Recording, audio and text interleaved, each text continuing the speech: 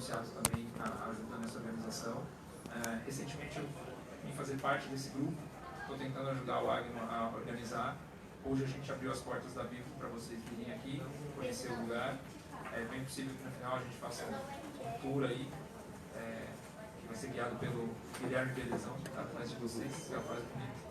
E aí, antes de começar, eu só vou falar assim, brevemente, não vou roubar o palco do Dante. Tá? Eu coloquei alguns slides aqui, cara, muito rápido mesmo, só para vocês. Eu acho que todo mundo conhece a Vivo, né? Bom, se por algum motivo vocês não vão conhecerem, ela tem uma história muito breve que eu vou fazer aqui, mas a gente está presente em 17 países, né? Tem cerca de 130 mil colaboradores em todo o mundo, mais de 17 milhões de clientes que estão conectados, né, graças à Vivo. E, bom, a gente tenta não se vangloriar disso, mas a gente tem o melhor 4G do Brasil, oferece internet de banda larga e tem muitos canais digitais que são disponíveis, são mais de 100. Né? Falando disso até em relação profissional, né, eu trabalho aqui na Vivo, sou UX Writer, e aí, até para vocês entenderem que eu trabalho em um desses canais. Né? Então, tipo, tem muita gente trabalhando com texto na Vivo, está faltando muita gente também para trabalhar com texto na Vivo. Né? Então, aí fica um spoiler, né, para quem tiver querendo entrar no mercado aí, fiquem atentos. Em segundo, um histórico rápido, né, a gente chegou aqui no Brasil em 1999, ou seja, estamos comemorando, né, 20 anos no mercado aí, e acho que eu estou denunciando a idade, né, eu lembro dessa época. Depois, em 2007, e aí a Vivo começou a oferecer TV, adquirida da TVA. Em 2010, ela se tornou líder de mercado. Em 2012, depois da aquisição da Vivo, ela mudou. A Telefônica começou a se tratar para o público como Vivo. E aí, em 2015 e 2007, foram as duas últimas aquisições, que foi a GVT, não sei se vocês conheciam, e o Terra também faz parte do grupo recentemente. Bom, aqui dentro, só para vocês terem uma ideia, eu sou do time de Care, junto com o Rodrigo, que é aquele rapaz de topete bonito.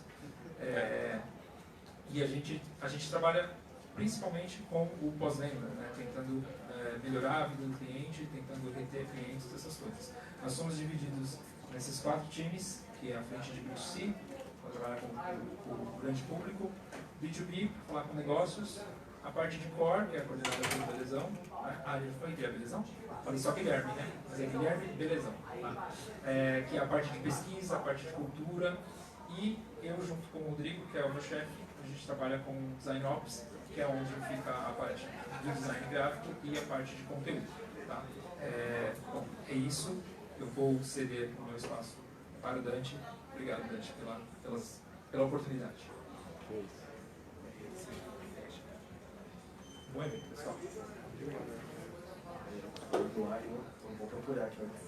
O Agno fez aí a bagunça do Agno. Vou pegar as coisas. Ah, sim. Esqueci de falar.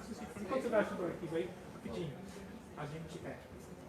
A gente achou melhor deixar os comes e bebes aqui, porque pode ser que a gente... Né? Eu, pelo menos, estou começando a ficar com fome. Então, a gente vai deixar os salgados aqui. E quem quiser a bebida, tem um refrigerante lá. E as cervejas, qualquer coisa que vocês quiserem, tipo, levanta a mão, eu faço o garçom e vou entregando, se vocês quiserem sair. Tá bom?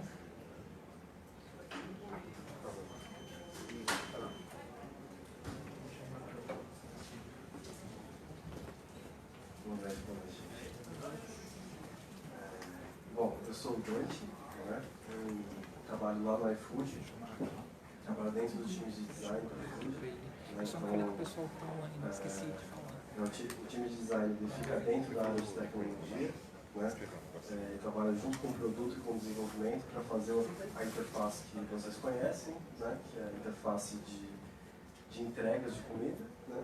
Mas a gente também cuida de algumas outras interfaces, né? Então tem a interface que o restaurante usa para entregar os pedidos e tem a interface que o entregador usa para entregar os pedidos. Essas são as 3 interfaces principais. Tem algumas outras, o restaurante tem uma outra interface que é para administrar o negócio dele. Tem algumas outras interfaces que, enfim, não é o caso, mas a gente, como time de design, a gente cuida da consistência de todas essas interfaces, né? E hoje hoje meu papel lá dentro é liderar o time de conteúdo dentro do time de design. Então, caso vocês estejam se perguntando, porque me perguntam, digo isso porque me perguntam muitas vezes, não sou eu que faço os textos de push de cupom. Né? Aqueles textos engraçados e tal, puta, queria ser eu, mas não sou eu. Né? Esse é um time de CRM, na verdade, né? A gente, que é mais ligado à área de marketing. A gente mantém uma comunicação, obviamente, mas infelizmente não sou eu que faço. A gente escreve os textos internos das interfaces. Né? Então, da porta para dentro, a resposta é nossa. Né? Antes da gente começar, eu queria agradecer ao Agno, agradecer ao Éder também pelo convite de poder estar aqui apresentando para vocês. E antes de começar, eu queria perguntar um pouco, não sei se a gente consegue passar o microfone, ou depois levantar a mão. Eu queria saber um pouco com o que vocês trabalham. Assim, quem é que trabalha com texto? Texto, de alguma forma, texto, design, tecnologia. Com que você trabalha? Eu estou entrando na área. Ah, está entrando na área? Tá bom. Tá. E algum de vocês trabalha como UX Writer, especificamente? Tá. E as outras pessoas eu queria falar um pouquinho. Esquerdar, fica na ponta, né? Bom, eu sou o Thiago, eu trabalho hoje com... Na verdade, eu estou mais para Content Specialist do que para UX, porque a gente administra toda a questão da jornada do cliente, tanto com a questão do texto, quanto com a questão do design, quanto a questão da elaboração e até mesmo um pouco da criação tecnológica da ferramenta. Hoje a gente trabalha com um parceiro que desenvolve os nossos bots e estamos trabalhando junto a uma área exclusiva da empresa de digital que está começando também a desenvolver a própria ferramenta alinhada à inteligência artificial da Google. E lá nós trabalhamos com 4 bots específicos e aí o nosso desafio é justamente como fazer equilibrar toda essa máquina para que tudo aconteça. Oi, eu sou a Natália, eu estou trabalhando com linguagem para chatbot e estou migrando para UX Writer. Então, vou começar em alguns dias e estou um pouco perdida e vim aqui para aprender. Que beleza. Bom, pode passar. Pode curiosidade para quem não trabalha com UX Writer. Oi, eu sou a Sica, sou conteudista de fato.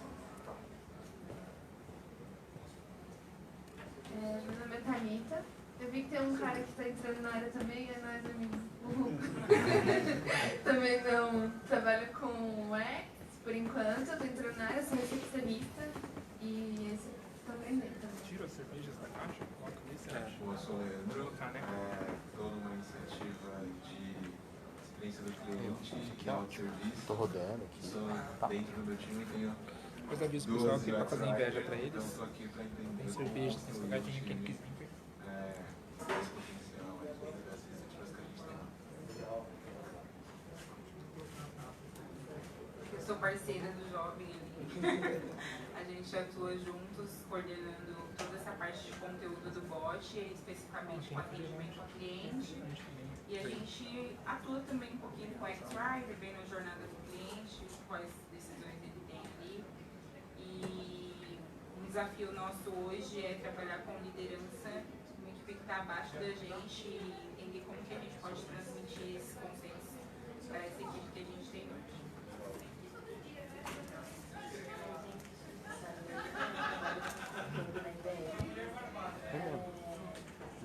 Por conta de alguns desafios que vocês devem imaginar nos nossos produtos, a gente está começando a se especializar um pouco mais em UX Writing.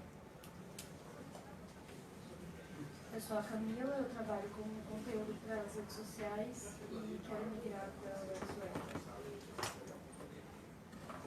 Meu nome é Andréa, eu sou formada em publicidade e trabalho aqui na Aviação Cometa, Catarinense 1001, Expresso Ribeirão, Rápido Ribeirão. Eu escrevo o conteúdo dos sites dessas empresas, da holding, e crio também os e-mail marketing também das empresas, então se vocês responderem fui eu, receberei aí. E junto com o CRM, mas eu comecei como designer lá. E agora eu estou começando a entrar na área de desenvolvedora, para ser dev. E gosto muito da área de UX Writing também. Então, é meio que gosto dessa área. Acho que vou migrar para a área de UX Writing, mas gosto de saber do dev.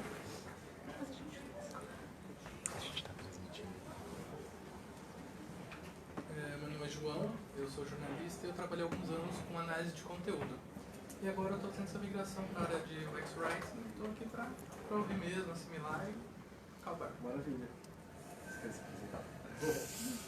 Oi, meu nome é Cauane, eu sou analista de conteúdo na Virtual Interactions, que trabalha com chatbot. Eu sou a Ana Cláudia, eu também sou analista de conteúdo na Virtual Interactions e também trabalho com chatbot com a Cauane. Bom, para a Cauane e para a Ana Cláudia, eu sou o Dante. Rapidinho, quem quiser sentar ali em cima, ó, tem espaço também, tá? Só porque o Dante vai... Não sei se vocês vão conseguir ver aqui direitinho, pode ficar aí também, tá? Não tem problema. Mas, e galera, quem quiser cerveja, tem refrigerante, tá? Querem colocar? Podem deixar as bolsas aqui, meninas. Pode deixar as bolsas, fica mais fácil. Começar esse papo, acho que deve ser breve, meia hora. Se não tiver tempo mais, esse papo é assim, mais rápido. Resumo, depois a gente abre para perguntas, a gente bate um papo mais final, assim, mais livre. Fazendo um resumo dessa história, né, o tema da nossa conversa, né, que eu pensei em trazer para vocês, é menos focado especificamente no ofício de UX Writer, né, microcopy, tal, coisas específicas sobre heurística, e mais focado no macro, né, então eu quis compartilhar um pouco sobre a minha experiência no iFood. Eu entrei há 1 ano e meio no iFood. Eu acho que eu tive muita sorte, assim, porque eu tive eu estou num período que o iFood está pegando bastante investimento, né? Tiveram algumas rodadas de investimento e tal. E com investimento em tecnologia você tem uma expansão dos times de design e tal, e com isso surgiu o time de conteúdo do iFood. Então, eu tenho feito parte dessa história, eu queria compartilhar um pouco com vocês sobre como foi esse processo, o que eu aprendi nesse processo também. Eu acho que, em menor medida, dá para replicar em outras experiências profissionais também, alguns aprendizados que eu tive nesse processo que acho que podem ser interessantes para vocês. Tá?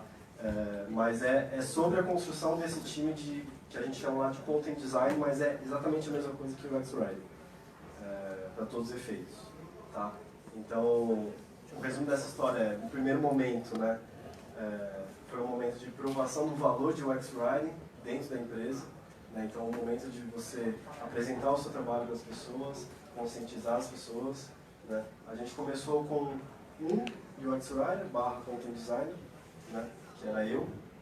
Quando eu entrei tinha a Mariane Lorente, que hoje trabalha lá na Log, liderando um time lá na Log.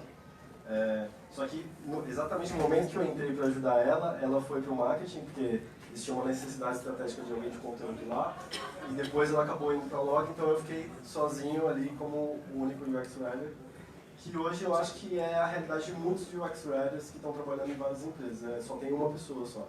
Né? Então eu vou falar um pouco sobre como foi a minha experiência em relação a isso, e o que mudou desde então, né? Depois eu vou falar um pouco sobre participação na estratégia da empresa, então eu acho que isso é um dos recados principais, eu acho, né? Como design e conteúdo podem ter um papel estratégico dentro de uma empresa como o iFood, por exemplo, mas não só como o iFood, independente do tamanho, como a Vivo, por exemplo, né?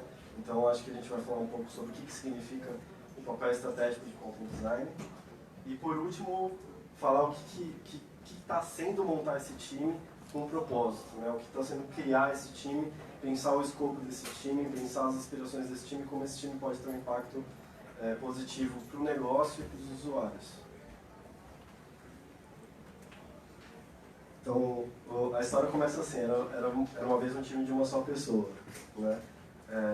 Acho que, por todas as conversas que eu estabeleci com outros UX Writers nesse tempo que eu tenho trabalhado com isso, que faz pouco mais de 3 anos, essa é a realidade em boa parte das empresas, pessoas que são cross-squad, né? Então, empresas maiores, né? O UX Writer às vezes atende diversas necessidades, ele está sempre correndo atrás dos prazos para entregar coisas pequenas, ele consegue participar sempre no final dos processos, né?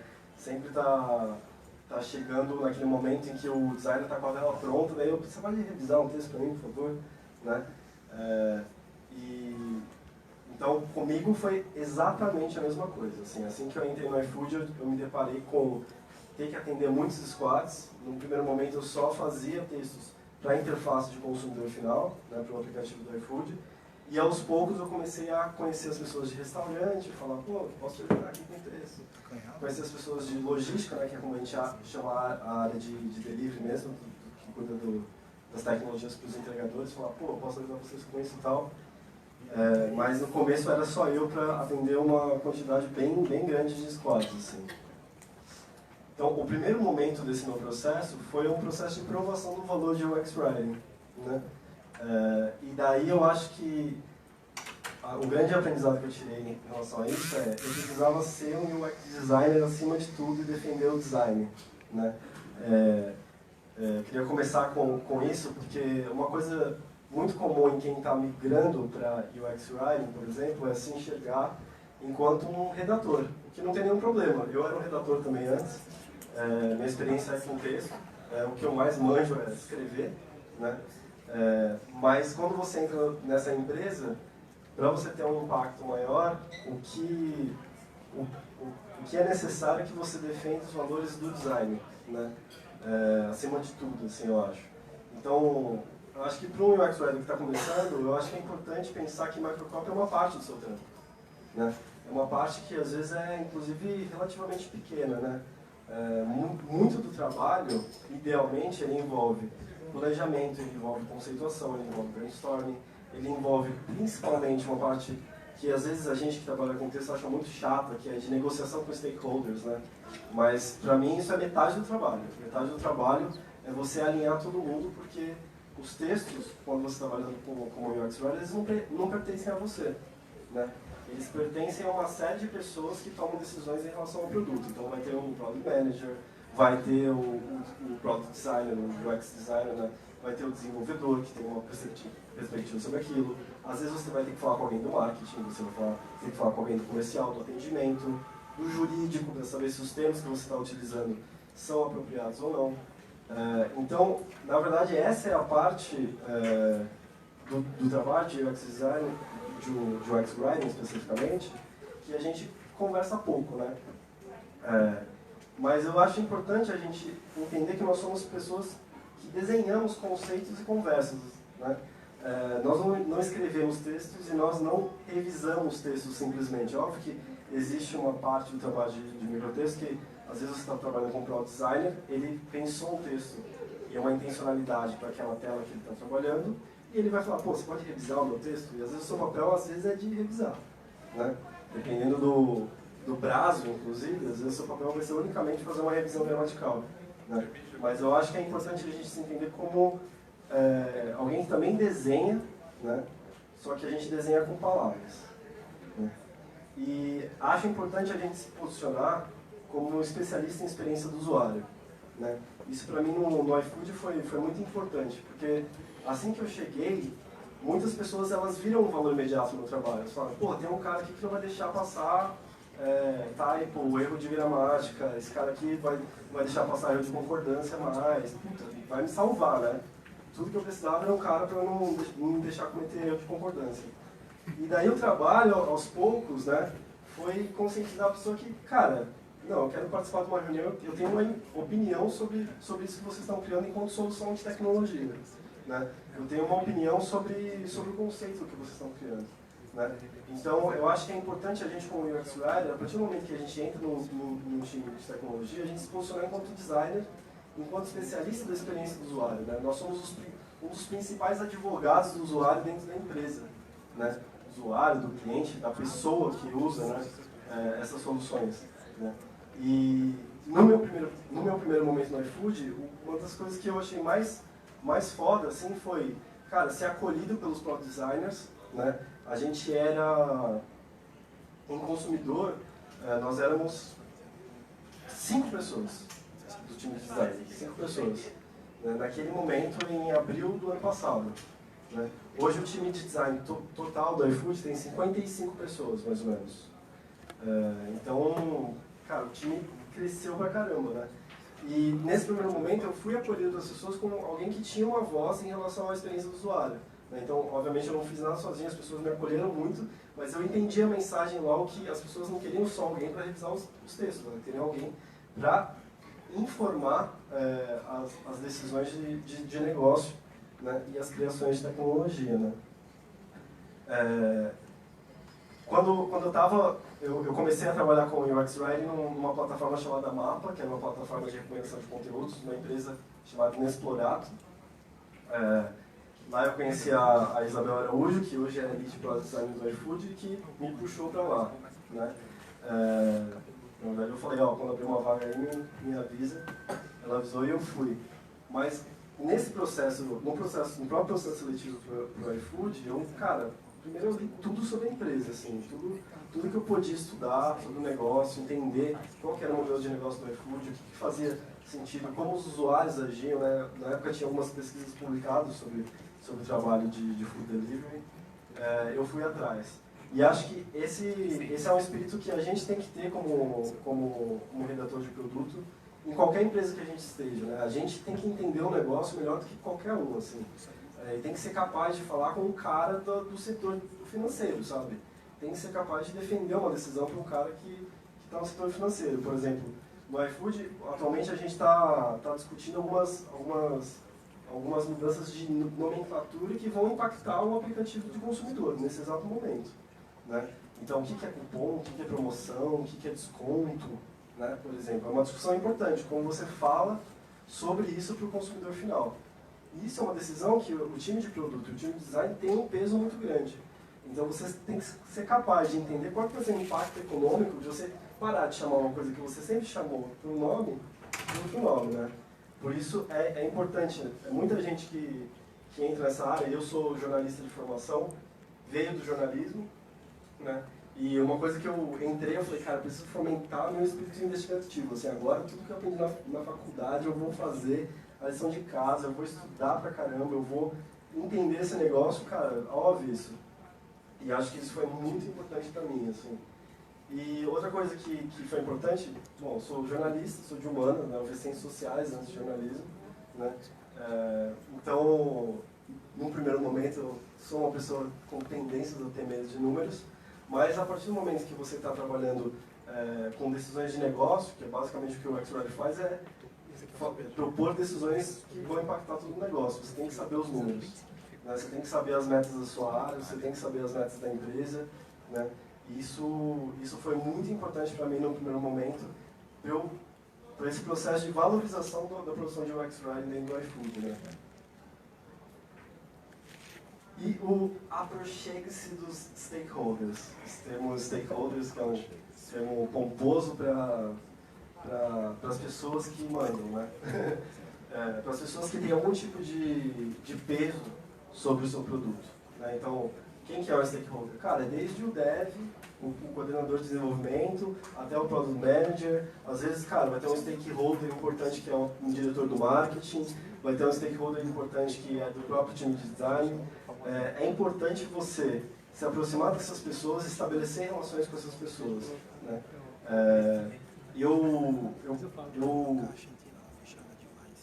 Quando eu entrei no iFood, eu achei os meus cicerones, né? São as pessoas que eu achava que eram os meus informantes, né? Eu estava bem num drive bem jornalista de entender a empresa, então eu comecei a fazer alguns contatos dentro da empresa, pessoas que tinham contatos dentro da empresa que conseguiram me apresentar para um monte de pessoas, né? Então aquele cicerone que é a pessoa que faz o tour, fala, esse daqui é fulano do comercial, esse daqui é fulano do jurídico e tal. Eu acho importante você achar essa pessoa, assim, para mim foi essencial, assim.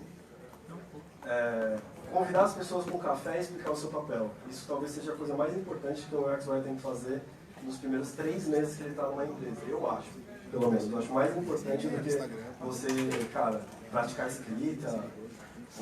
Convidar pessoas para tomar café e conhecer as pessoas. Só assim você vai conhecer o negócio, você vai conseguir estabelecer relações, né? Só assim você vai conseguir começar a pensar estrategicamente, né?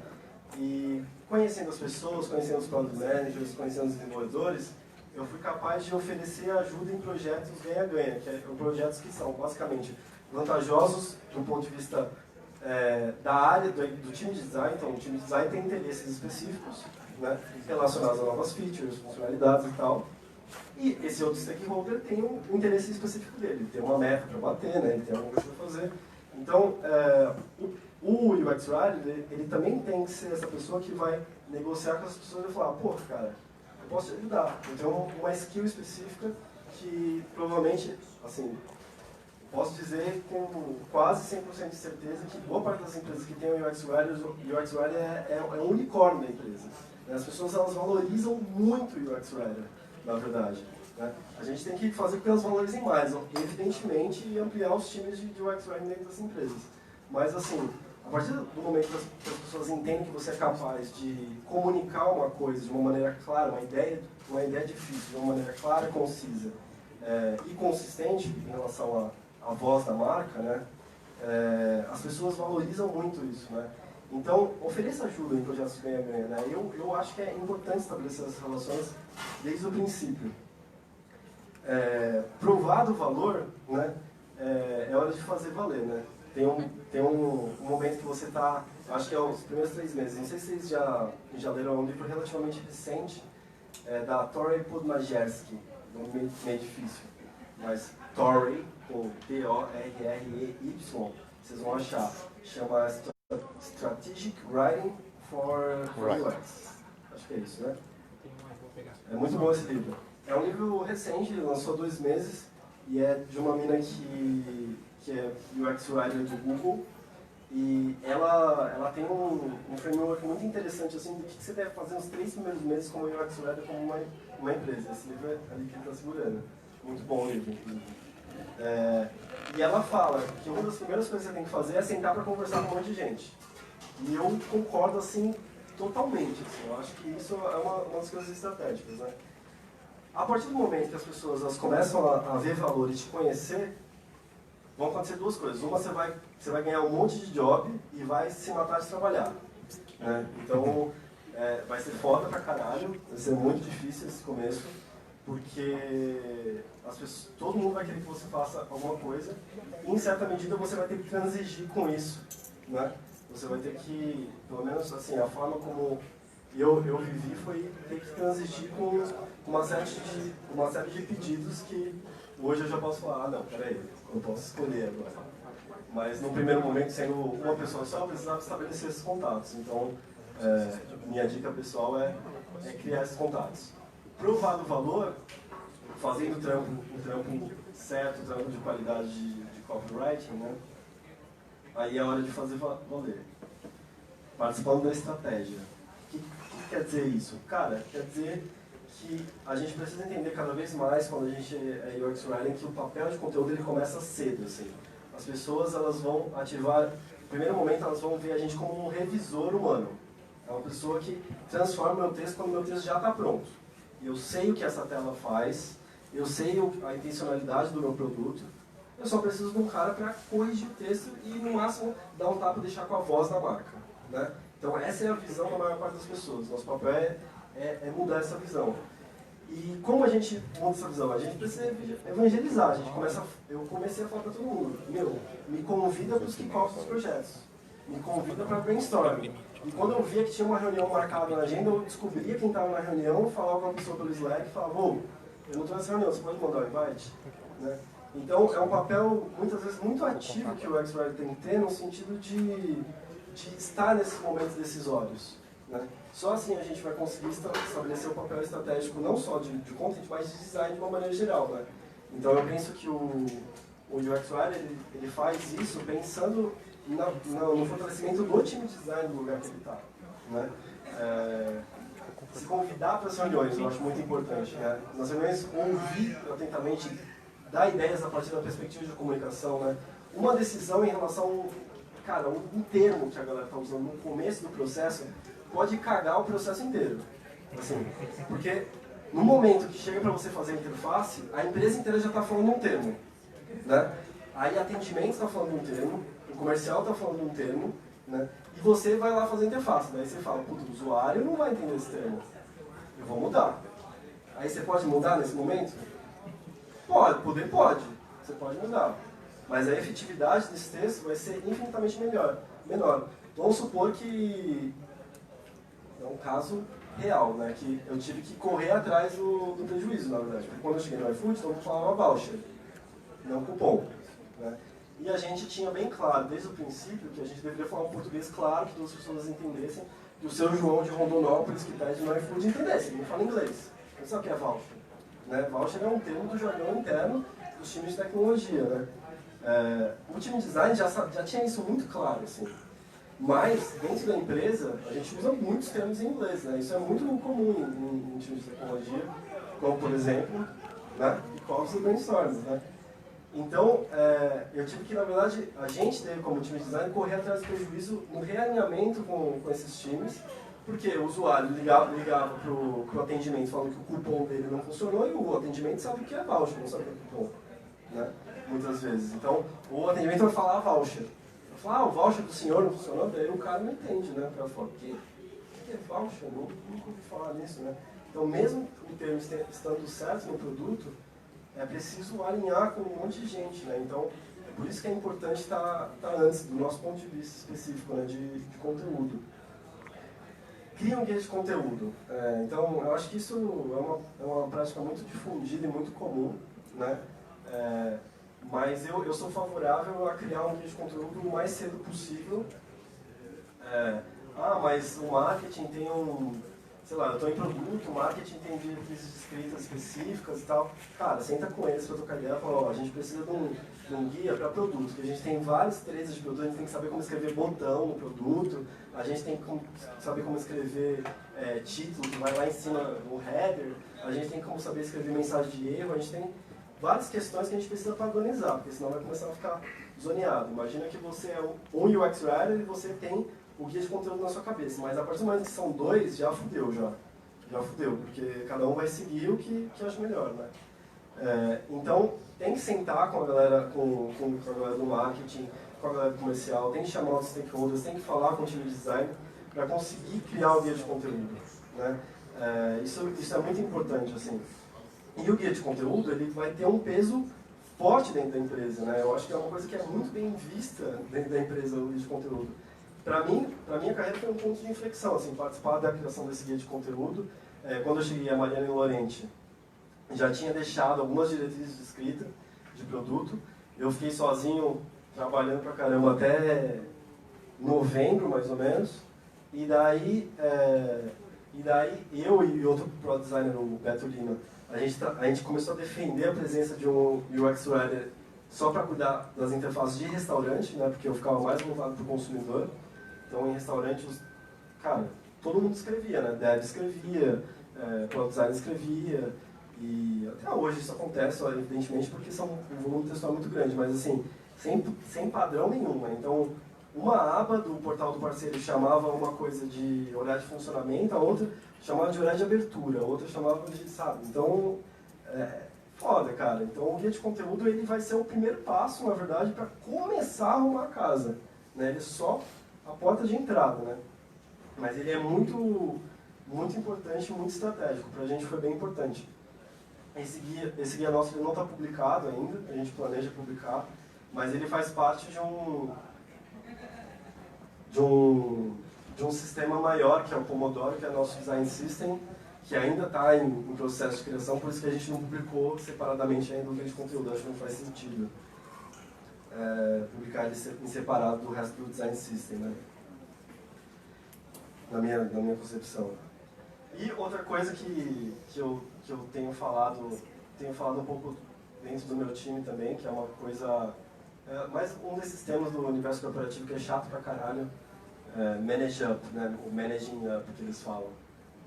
Mas foi uma coisa que quando eu fiquei sabendo o que era, eu falei, nossa, meu, isso daqui faz bastante sentido, na verdade. Para todo mundo que está numa empresa com uma estrutura um pouco maior, você tem alguma pretensão, puta, cara, eu comecei aqui como pleno, comecei aqui como júnior, mas eu quero chegar a um cargo especialista, sabe? Eu quero ter um impacto maior na empresa, eu quero pegar projetos mais legais, coisas que tem um começo, meio e fim, quero parar de ficar apagando fogo e tal. Eu acho que é o desejo de muita gente.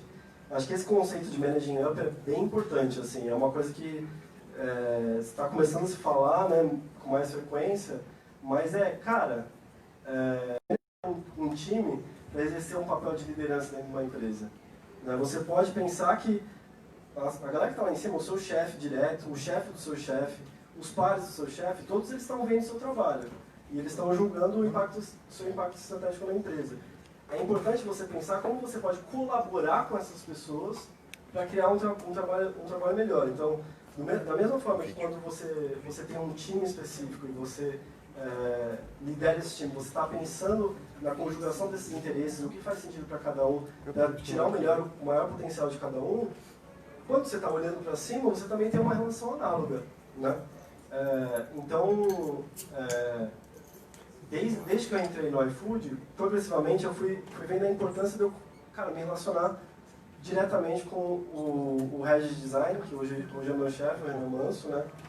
Na época eu estava respondendo ao Product Design ainda.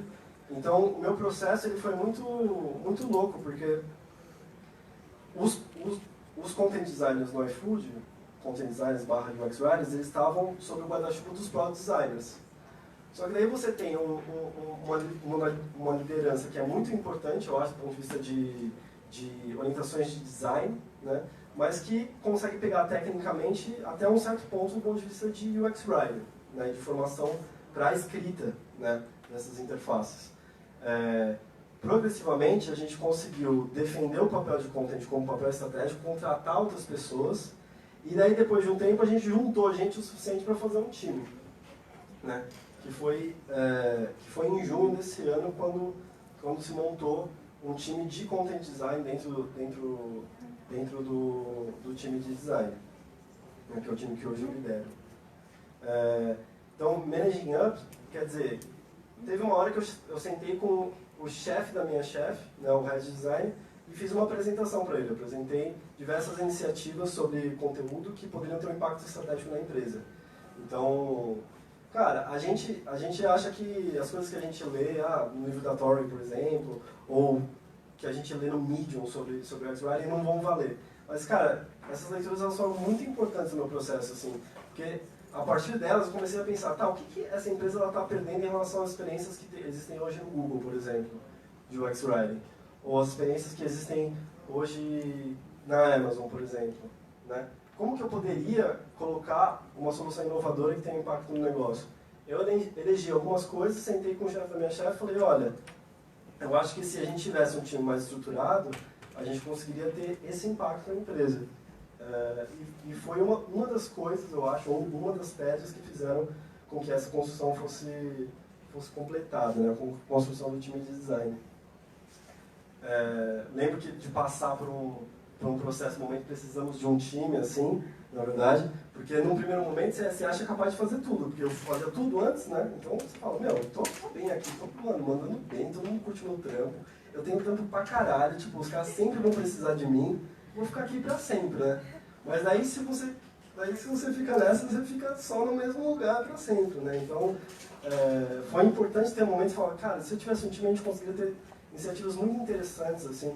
A gente conseguiria realmente, tipo, fazer research específica de conteúdo, a gente conseguiria fazer teste AB, a gente conseguiria ter um papel de alinhar com o atendimento, com o comercial, linguagem, a gente conseguiria, cara, trabalhar muito porque as lideranças, obviamente, cara, estudam pra caralho o que está acontecendo no mundo e como estão sendo estruturadas as grandes empresas hoje, as grandes startups, mas também porque os investidores da África do Sul foram e falaram, cara, vocês precisam investir em tecnologia e design para ter papel estratégico. Aí os caras falaram, vamos aí, né?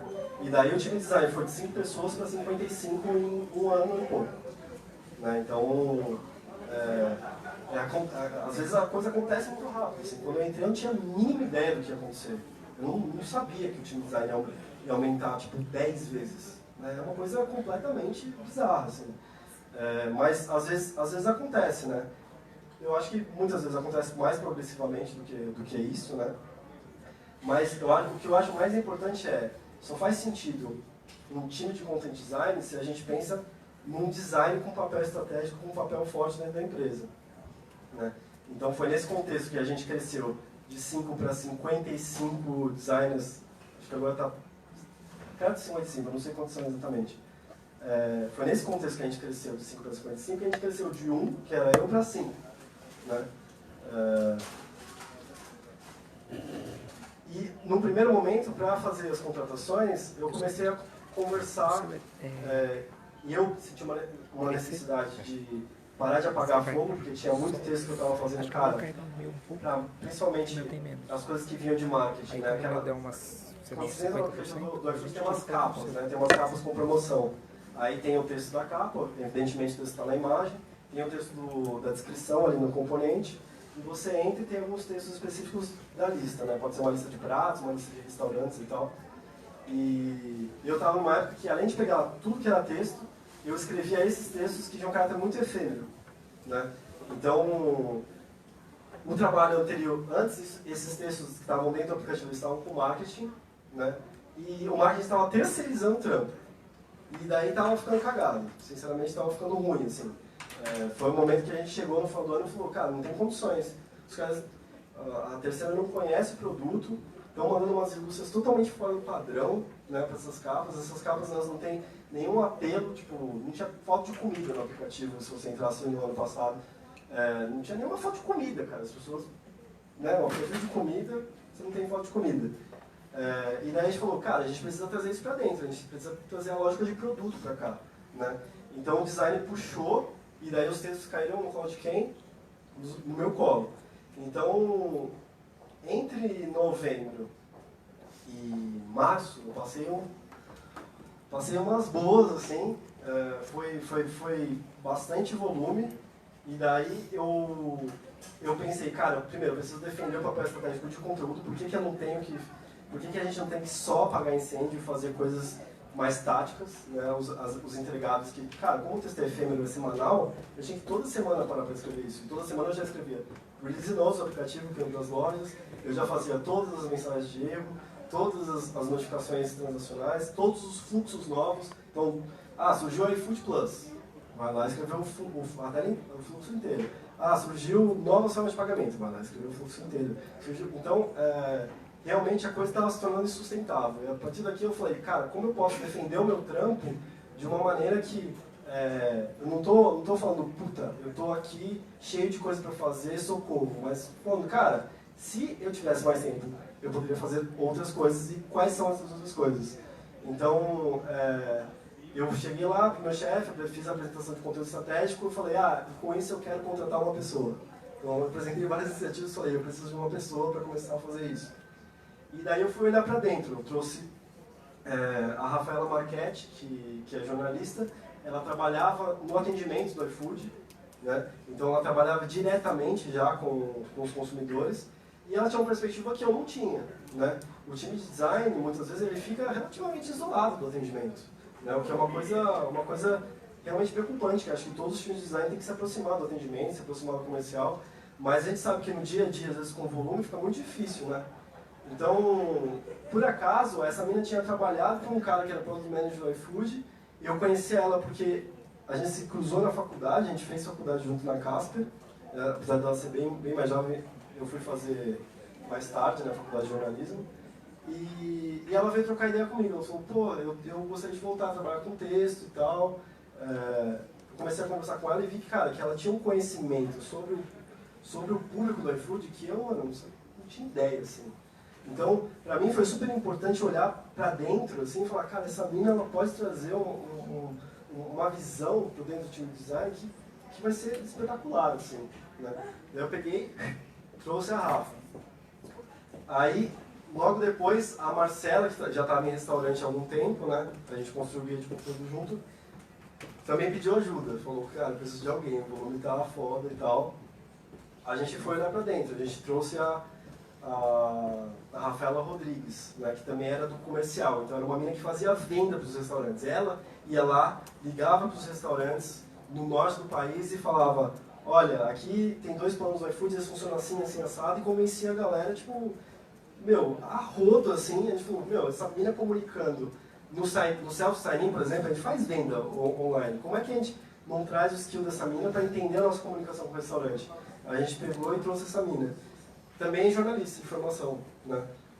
Hoje, hoje os 5 content designers são jornalistas de formação, mas eu sinto que qualquer pessoa que trabalha com texto pode trabalhar com UX Writing tranquilamente, assim, e agregar bastante, assim. Eu acho que foi a forma como aconteceu pra gente, assim, mas eu vejo muito publicitários trabalhando, pessoas de letras principalmente, né? O Elias trabalha no Santander, por exemplo, o cara, mano, é um crânio, né? E manja muito de UX Writing e tem uma história com letras, né? Manja pra caralho de linguística e tal. Então, eu penso, tipo, sempre que você está numa empresa, puta, eu preciso contratar alguém, você já conhece jornalistas publicitários na sua cabeça, você sabe quem manda bem com o texto, né? No final, tipo, obviamente a habilidade básica que a pessoa vai ser, cara, escrever bem, se comunicar de uma maneira clara, se comunicar de uma maneira concisa e útil, né? Mas é importante olhar para dentro e para perto para buscar essas pessoas que vão te ajudar.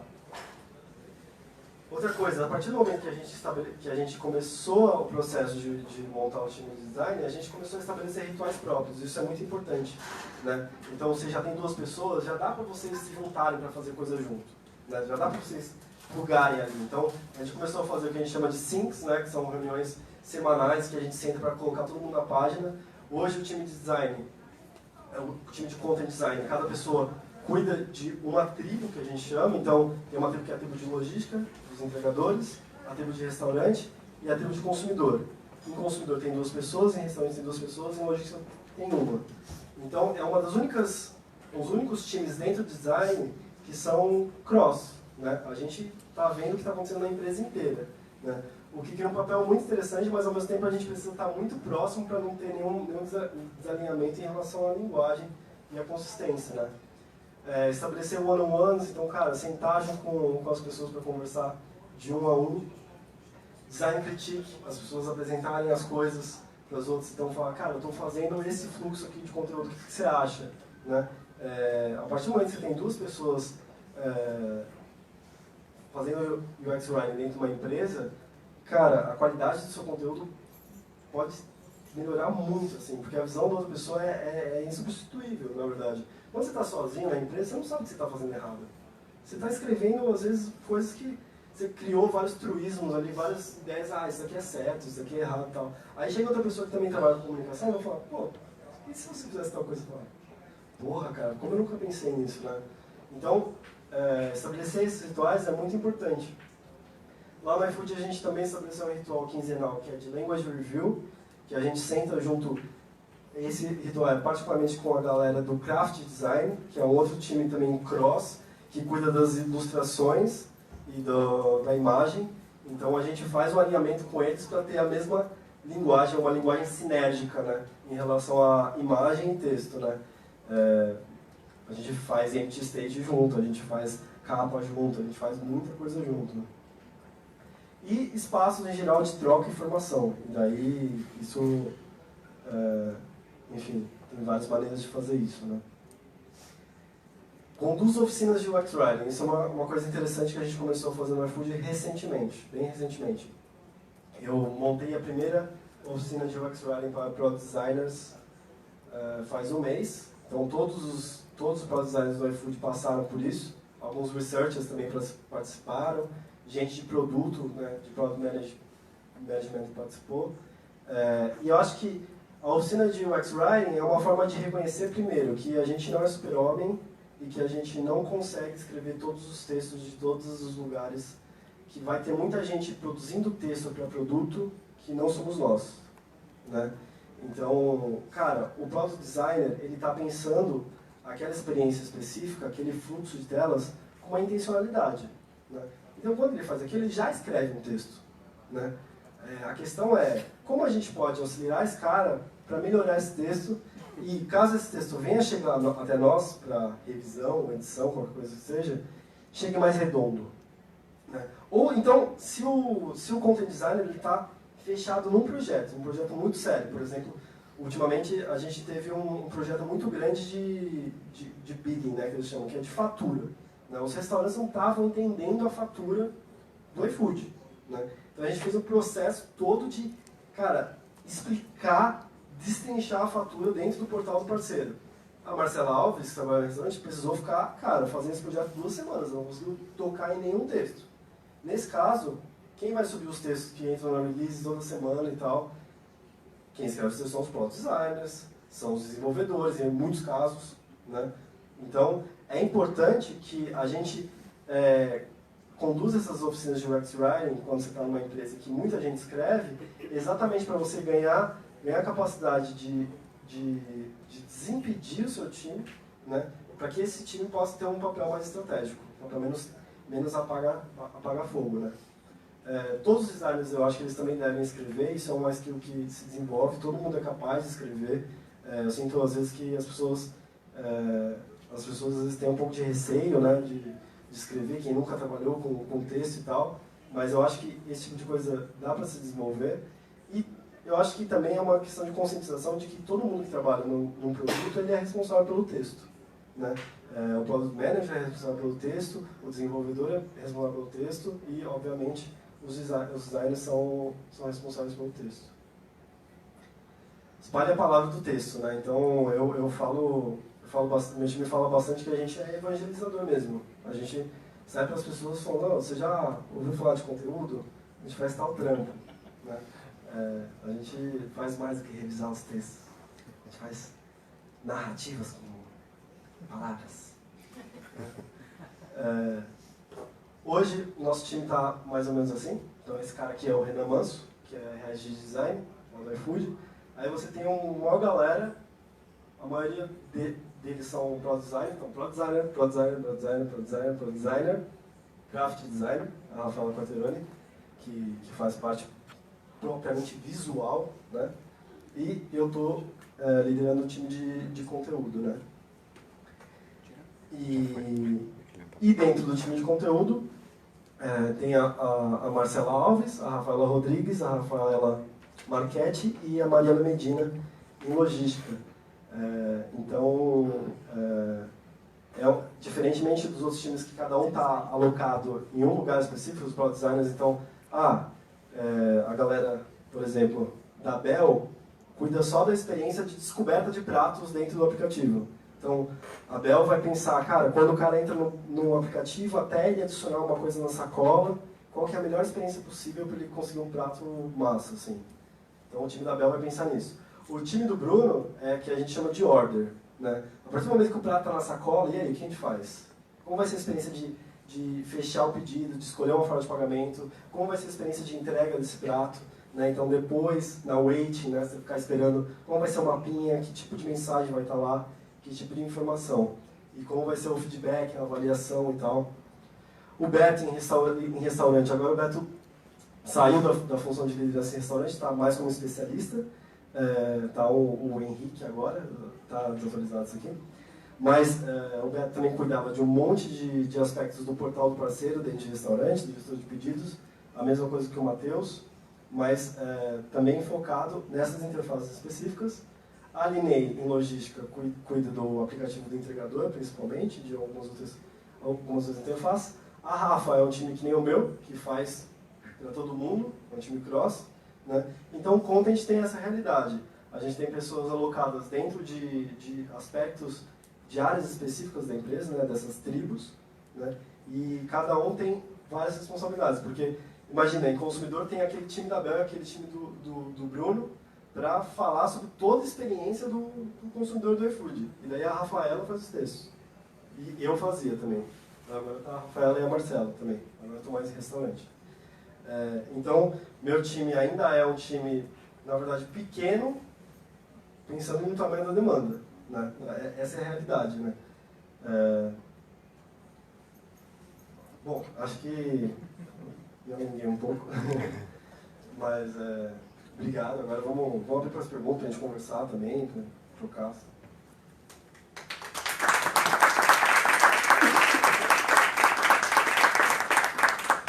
Isso aí, gente. Obrigado.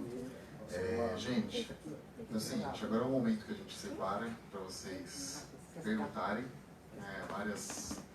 Surgem várias dúvidas, várias informações. A gente está transmitindo também o evento. O pessoal que está assistindo aí pode mandar perguntas. O Dante vai responder aqui de acordo com experiência dele, know-how. E é isso aí, David, parabéns. Bora lá. Dá um recado antes só. A cerveja está esquentando, tá? Se vocês não beberem, eu vou só colocar na geladeira de novo. Pra gente não beber quente. Só isso. Vamos fazer esse esforço. E o refrigerante também, tá aqui, ó. Tá esquentando. Refrigerante fechado. Ah, e fala pro pessoal que tá assistindo que tem cerveja. Pro pessoal que tá assistindo tem cerveja e refrigerante também, a gente manda via iFood. Usei o cupom Vivo. Não, Vivo Dante. Vivo Dante. Eu tenho uma pergunta.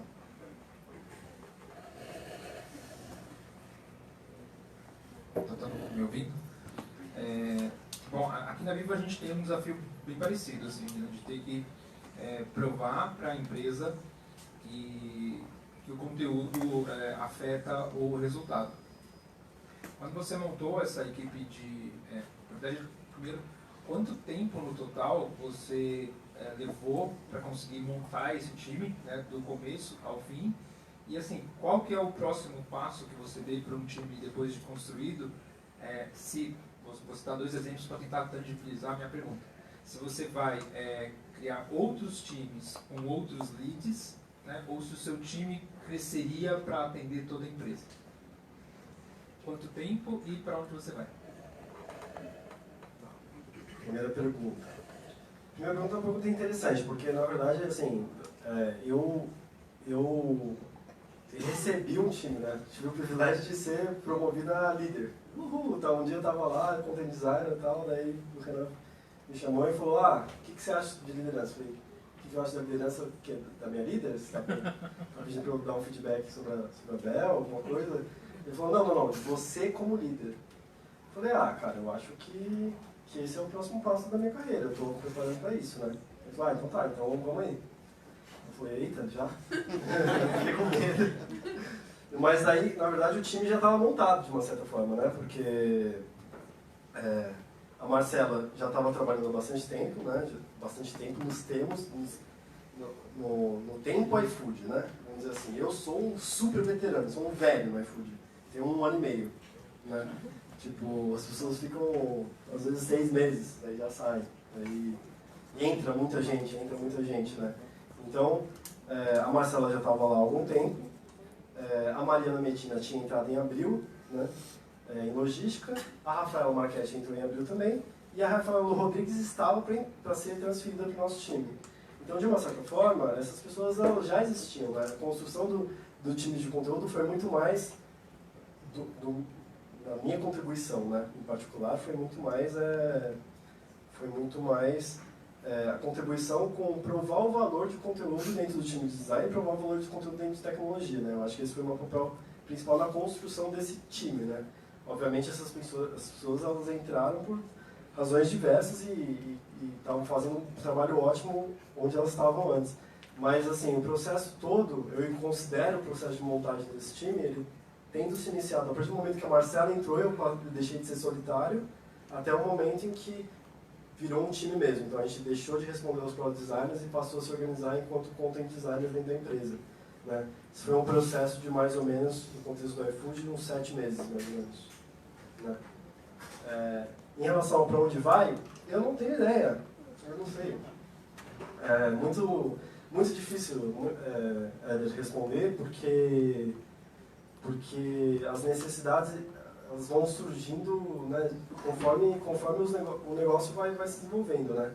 Então, novas iniciativas têm surgido, cara, com uma velocidade muito grande.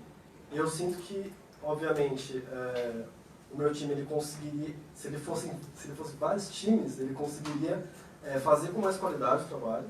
Eu acho que, para mim, o ideal seria que não que um content designer ele trabalhasse em atendesse 10 squads, né, trabalhasse com 10 squads, né, que aí vira mais um atendimento mesmo, mas se fosse uma coisa, cara, ele trabalha em 2 squads, né, no máximo, trabalha em um squad, é o cenário ideal, que cada squad tenha um content designer. E acho que, cara, isso é viável, a gente vê a experiência do Google, por exemplo, isso acontece, né, isso acontece numa empresa de tecnologia maior, né, agora... Vai ter investimento em tecnologia para isso? Vai ter conteúdo e design vão conseguir se provar na empresa enquanto relevantes para fazer crescer o time a esse ponto, né? Aí é uma certa incógnita, né?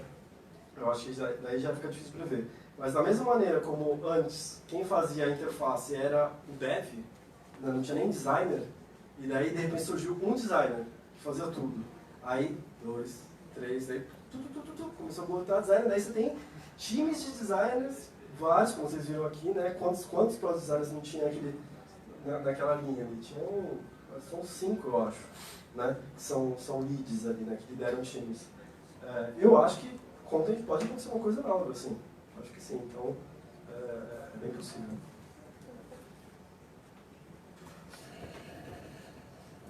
Minha pergunta é como vocês lidam com os concorrentes? Tipo o Rappi, o Uber Eats, se tem... Quando a gente encontra eles na rua, assim, tipo... Quando você pede em casa um Rappi e ninguém do iFood vê, sabe? Brincadeira.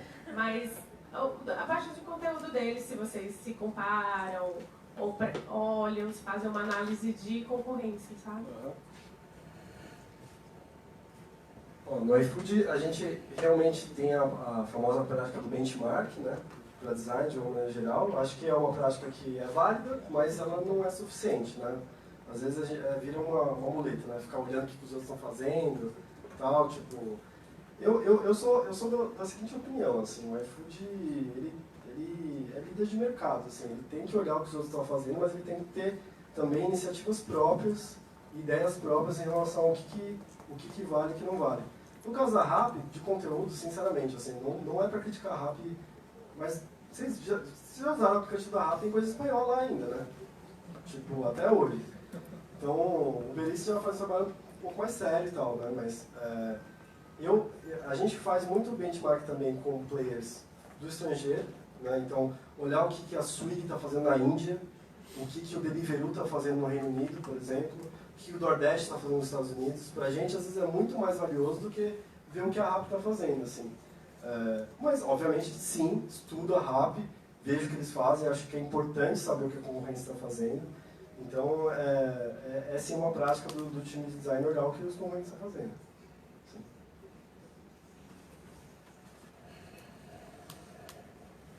Hoje a empresa tem algumas divisões de como enxergar com relação ao atendimento. Por exemplo, tem um tipo de atendimento que acontece no aplicativo, um outro que acontece via site, um outro que acontece via WhatsApp.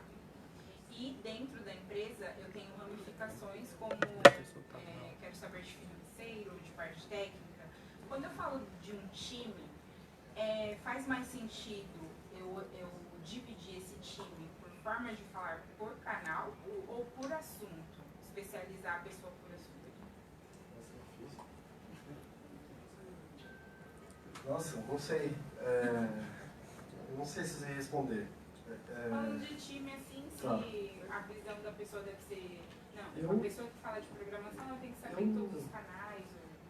Eu acho que depende bastante, né? Porque, assim, eu sou partidário que os conteudistas eles têm que ser capazes de falar sobre muita coisa. Assim, eles têm que primeiro conhecer o negócio, de uma maneira mais ampla.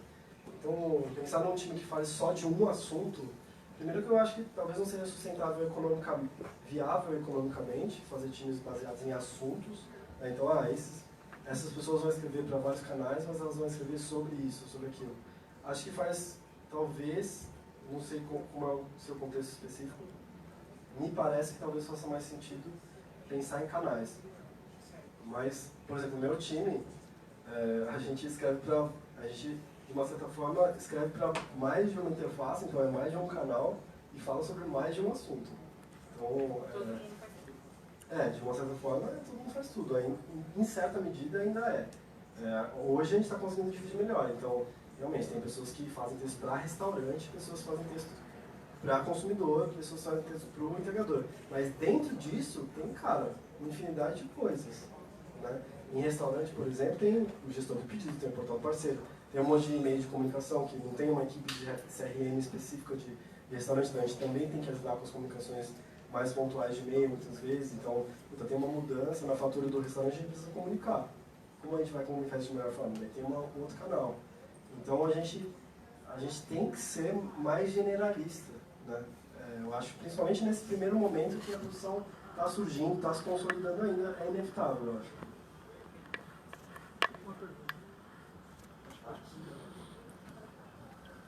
A minha pergunta é para quem está fazendo essa transição para o UX Writing. Eu venho da Letras e não sei se é uma impressão, mas eu percebo que a maioria das pessoas que estão palestrando, que estão organizando, que estão à frente do UX Writing aqui no Brasil, são a maioria jornalistas publicitários e tal.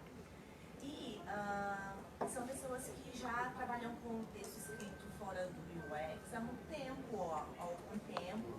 E, por exemplo, no meu caso, eu não sou redatora, nem nada, venho da linguística barra letras. E eu tenho uma dificuldade de mostrar o meu trabalho que não seja através de posts de blog e textos do Medium, porque essa não foi a forma que eu cheguei, né, na letras. Então, eu não sei como mostrar o meu valor, ou o meu trabalho para o UX Writing, que é uma escrita diferente, sem ser jornalista, ou sem ter todas essas coisas publicadas, ou textos criados mesmo que não estejam publicados. Então, eu queria saber, assim, como que, na hora de uma contratação, já que você agora já está liderando um time, o que pesa para você? Se no seu time, no caso, são jornalistas, mas eu acredito que não tenha sido por isso que foram contratados, você já falou que tiveram outras questões. Mas aí, como que faz as pessoas que vêm de outras áreas, assim, para mostrar, ok, eu consigo trabalhar com o UX Writing? Boa pergunta. Acho que sua impressão é verdadeira. Eu sinto também que hoje é uma área majoritariamente formada por pessoas com background de jornalismo ou publicidade, né? Mas eu acho que uma pessoa que fez letras está completamente capacitada a começar a trabalhar com UX Writing, assim, de qualquer forma, assim. Sinto do ponto de vista de currículo, o que eu vou apresentar, né, de anterior, é um pouco complexo mesmo, porque você tem que ter textos publicados, né, de alguma forma. Eu acho que, provavelmente, quando uma pessoa está sondando, puta, vou contratar alguém, ela vai olhar o que a pessoa escreveu minimamente, né? Isso daí não tem como chamar a pessoa no escuro, porque você vai vai reservar um período do seu tempo para fazer o processo seletivo. Processos seletivos, às vezes, duram bastante e tal. Então, você tem que chamar uma pessoa que, minimamente, você vai ver, puta, essa pessoa tem um bom texto. Então, cara, escrever textos no Medium, hoje, eu vejo que é uma forma de se expor. Eu vejo dessa maneira, assim. Vejo muitas pessoas que não trabalharam ainda diretamente com UX Writing, mas que escrevem sobre o assunto, que escrevem sobre comunicação no Medium, e acho isso muito interessante, é uma coisa que eu particularmente gosto de ler e de ir atrás, né? Imagino que outras pessoas em posições parecidas com a minha também estão olhando para isso. E no caso do iFood, particularmente, acho que tudo depende também da expectativa do cargo específico. Então, tem cargo de júnior, cargo de pleno, cargo de sênior, especialista.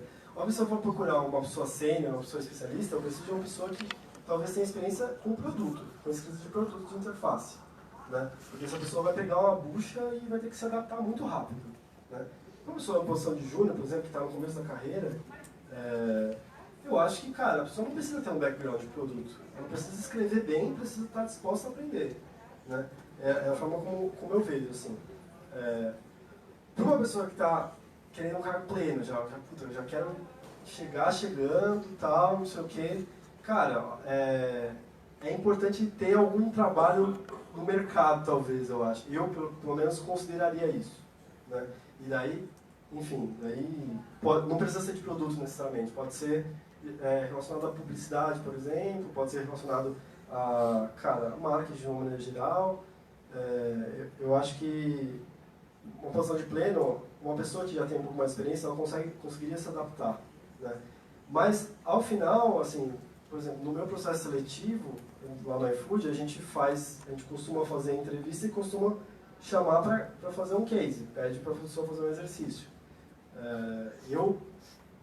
Não é uma regra de ouro que todos os processos seletivos da empresa acontecem isso. Eu, particularmente, gosto de pedir para a pessoa fazer um case, porque é uma forma de entender como a pessoa pensaria numa determinada situação.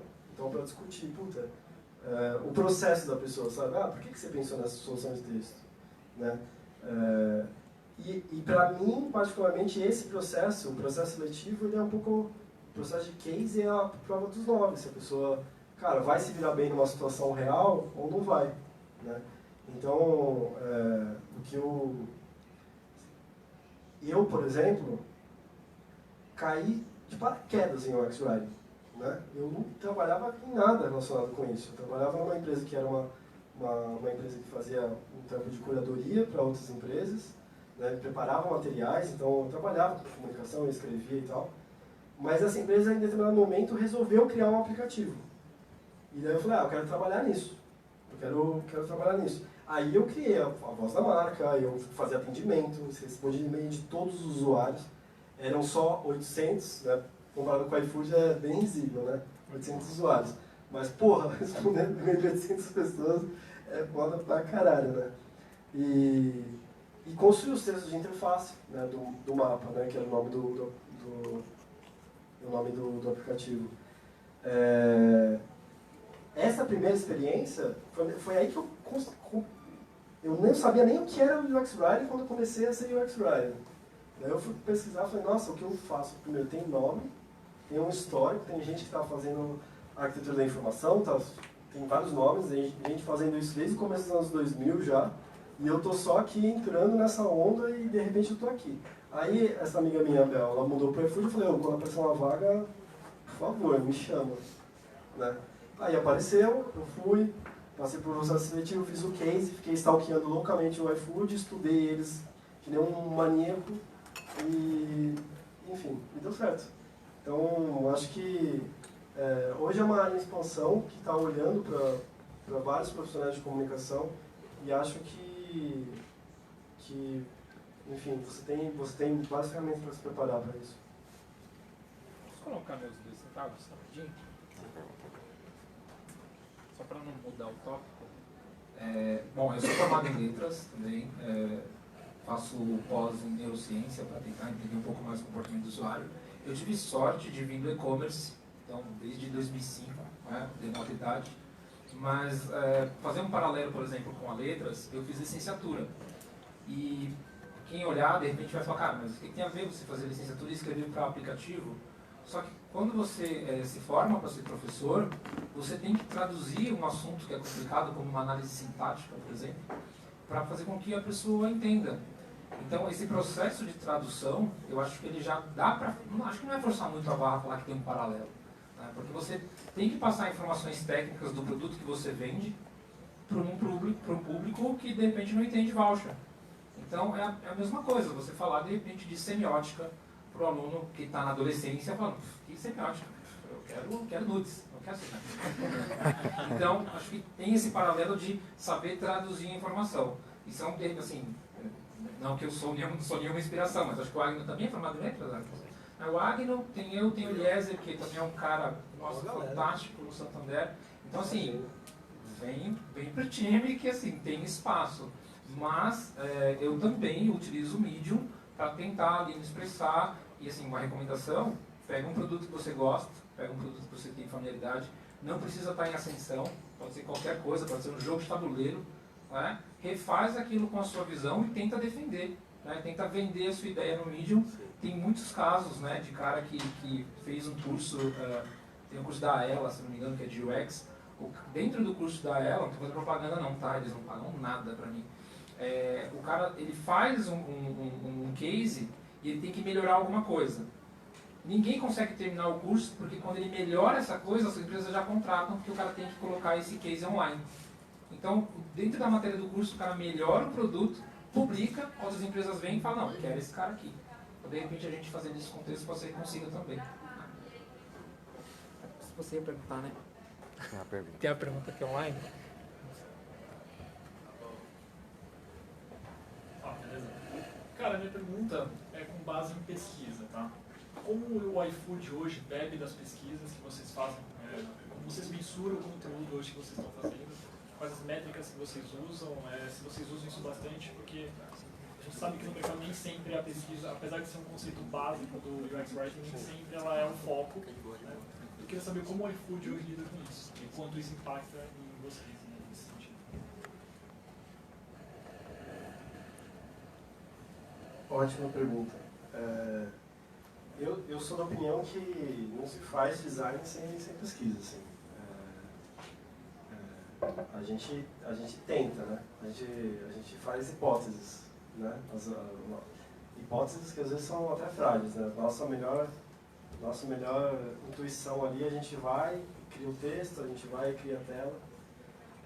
O iFood hoje tem alguns profissionais de research bem qualificados, a gente trabalha bem próximo a eles, mas eu sinto que são poucos ainda, para falar a verdade. Sinto que o processo que aconteceu com o conteúdo tem que acontecer com UX Research, especificamente, para que, inclusive, o Research tenha um papel mais estratégico dentro da empresa. Né? Mas hoje os Researchers eles têm um papel muito forte não de fazer todas as pesquisas, mas de capacitar os Product Designers e os UX Writers e trabalhar junto com eles para que a galera consiga fazer teste de usabilidade, a galera consiga ter uma contribuição significativa em pesquisa exploratória, sem trazer um monte de vieses, né, quando estiver fazendo pergunta para o usuário e tal. Então, a gente tem esse aspecto da pesquisa qualitativa, que a gente faz um trabalho hoje, cara, que eu acho que os profissionais da iFood são muito bons, mas ao mesmo tempo eles têm muito trampo também, como time de conteúdo. Então, é um trabalho que, se eu te falasse, cara, vocês pegam todas as novas features que entram e vocês validam com o usuário. Não, isso é mentira.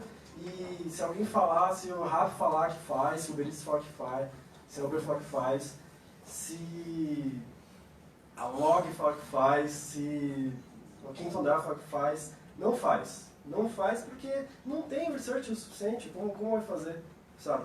Então, nesse sentido, eu acho que a gente tem que muito avançar ainda e muito defender o papel de pesquisa dentro dessas startups, por exemplo. Né? Mas assim, a gente está junto com eles para conseguir antecipar e entender. Do ponto de vista de conteúdo, é muito importante para a gente entender o universo semântico do usuário. Né? Como que o usuário fala sobre o nosso produto, que termos ele usa, né? E beber dessa fonte. Né? Na verdade, a grande questão é você falar a mesma língua que o seu usuário está falando. Né? Então, a gente tem um desafio importante de cada vez mais estreitar essa relação com o research. Ao mesmo tempo, a gente tem, cara, um monte de teste AB rodando. Os testes AB, eles rodam para conteúdo? Não rodam. Não sei quem, só o Eliezer conseguiu fazer no Santander. A única pessoa que eu conheço que falou, eu fiz um teste AB de conteúdo e tal. Pô, legal, cara, eu quero saber como você fez. Porque eu nunca fiz. Nunca falei, você roda esse botão com um texto com outro e vocês vão ficar... Porque o teste AB, ele tem um tempo, né, de rodar, ele tem uma amostra específica para ter significância o teste. E daí, tipo, você convencer o stakeholder de que ele tem que mobilizar um time para ficar testando o texto de um botão é foda pra caralho. É muito difícil. Então, os testes AB hoje, eles testam as funcionalidades de uma maneira geral. Né? Então, eu vou testar uma tela, um fluxo novo para a sacola do iFood, por exemplo. Eu quero fazer uma sacola em 3 partes, eu quero fazer uma sacola numa tela só, eu quero fazer uma sacola em 2. Aí vai rodar um teste AB que vai testar todas essas soluções. Essas soluções vão ter soluções textuais diferentes entre si. Né? Só que daí você não consegue dizer com certeza o que está fazendo diferença. Você consegue saber, essa é melhor do que essa, converte melhor do que essa. Mas você não consegue falar, é o texto do content design que está fazendo a diferença. Então acho que a gente ainda tem um caminho a trilhar até a gente chegar no nível Google de pegar e falar, bota esse texto nesse botão, esse texto nesse botão, bota a galera para rodar o teste AB. Não sei se respondeu, é tudo meio vaga, né? Mas é uma resposta vaga. Gente, rapidinho, tem uma pergunta aqui, tá? Do pessoal que está online, que é o Rock, que ele está perguntando aqui, tá? Questão do tom de voz. Tá? Tem um tom de voz peculiar, ele fala que o iFood tem um tom de voz peculiar, principalmente nas notificações, que muitas vezes até viralizam. Isso é verdade. Tem algumas histórias que você pode dividir com a gente sobre alguma vez que faltou o departamento de pode dar algum problema? Em alguma dessas publicações, algum departamento falou pode dar algum problema?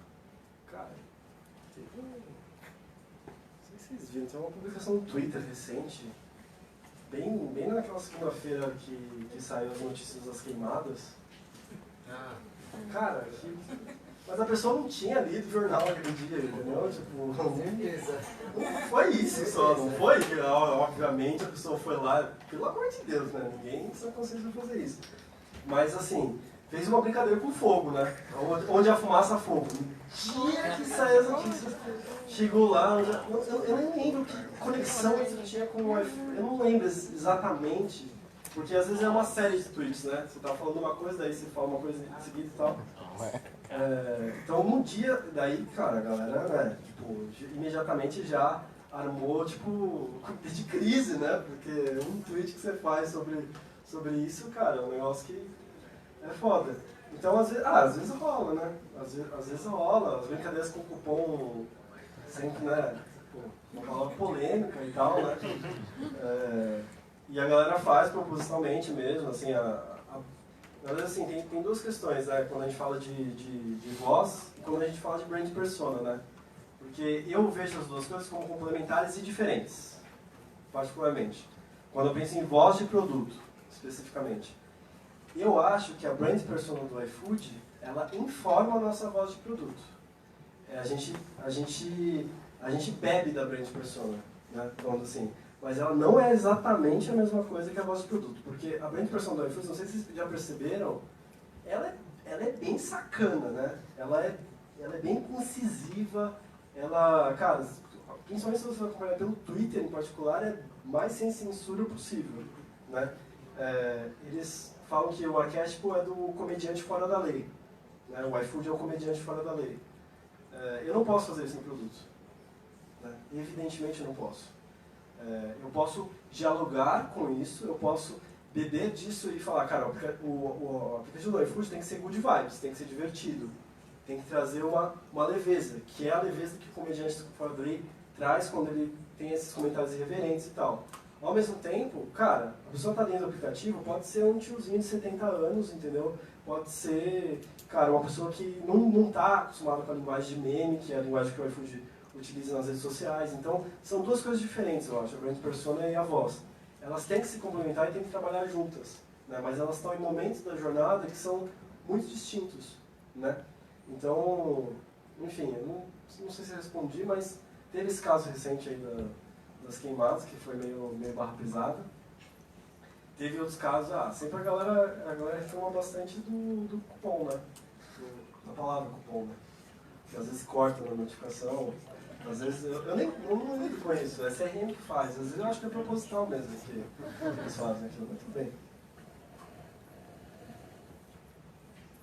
Eu comecei recentemente como UX Writer também, como um único UX Writer, assim como você, então eu vi essa semelhança. E a gente sempre fica naquela dúvida, né, de, pô, quer ser o cara bacana, quer interagir com os times e tal. Como que você impediu, você já tinha essa expertise sua, como que você impediu que o pessoal da sua equipe também cedesse a essas tentações? Tipo, o pessoal do marketing pediu um textinho aqui, o pessoal do atendimento pediu um textinho ali, porque vocês têm divisões certas, né, ali dentro. Por mais que elas se misturem, são divisões. E eu queria saber como você fez, como líder de equipe, para barrar esse tipo de... vamos ceder. Intervenções de outras áreas, Isso, texto. Isso, no pessoal. Do produto, no pessoal, no seu pessoal. Tá. Pensando no pessoal do time de design, assim, né? Porque no primeiro momento eu era o único, né? E daí os meus pares diretos eram os designers mesmo, né? Cara, eu tive a sorte de pegar, eu acho, né, uma interface no momento de maturidade em que esse tipo de intervenção ele era muito pontual, primeiro, assim. Eu acho que foi um desafio que talvez eu não tenha vivido como outras pessoas vivem, né? Então eu tenho pouca propriedade para falar. Porque as coisas no iFood, desde que eu entrei, já eram bem divididas. Então foram mais pontuais essas pressões externas para que a gente colocasse texto X, Y, Z na interface. O que acontece muitas vezes não, mas acontece eventualmente, a gente tem campanhas, né? Essas campanhas elas têm uma identidade, elas têm um mote específico, essa coisa ela surge no marketing e cai na gente. E daí como a gente lida com isso? Né? A minha forma de lidar com isso, porque no final essa campanha tem que virar, por exemplo, uma capa dentro do aplicativo. Então tem que conversar visualmente e textualmente com a campanha que está sendo vinculada, sei lá, na televisão, no metrô, por e-mail e tal, né? E às vezes o marketing fala, o mote da campanha é tal, você tem que colocar tal texto. Aí é nosso papel analisar criticamente. Então, a pessoa achar que tem que colocar tal texto está relacionado a um interesse específico, que é o interesse de consistência, do ponto de vista da comunicação de marketing com o produto. Né? Então, a pessoa tem uma certa razão, muitas vezes. Às vezes não, mas às vezes a pessoa tem as suas razões. Né? A questão é uma questão de trade-off. Se eu coloco o título da campanha Que Fome Boa. Foi uma campanha de carnaval desse ano. Que Fome Boa. Essa daí, por exemplo, eu tive que negociar até um ponto que a gente falou, não, a gente tem que colocar o nome dessa campanha mesmo na capa. Eu cedi. Falei, beleza. Porque era importante porque muitas pessoas elas iam entrar no aplicativo já contextualizadas nesse mote, Que Fome Boa. Então, se elas não identificassem a capa e a lista como a lista do Que Fome Boa, ficaria confuso, né? Elas não converteriam, né? Então, tinha um papel específico.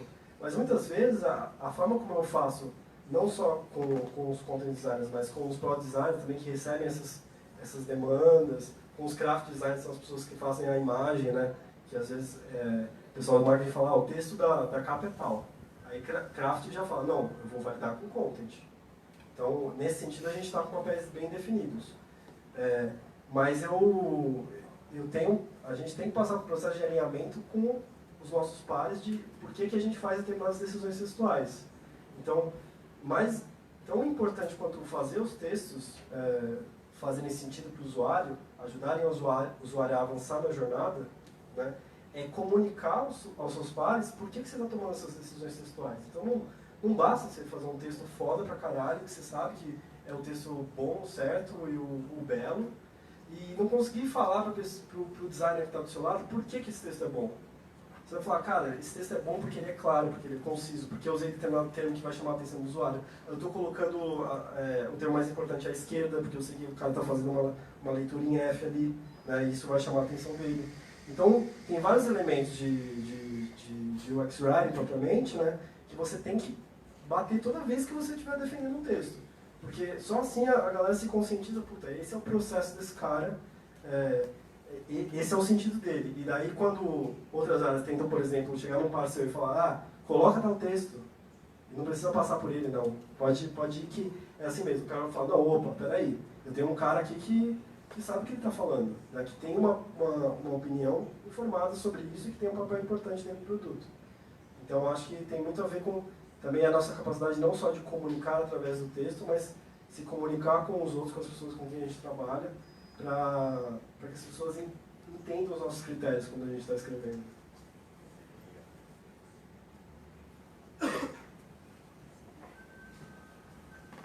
Pessoal, o nosso papo está muito bom, né? A cerveja está muito boa também, gelada, né? O pessoal está gostando aí da cerveja.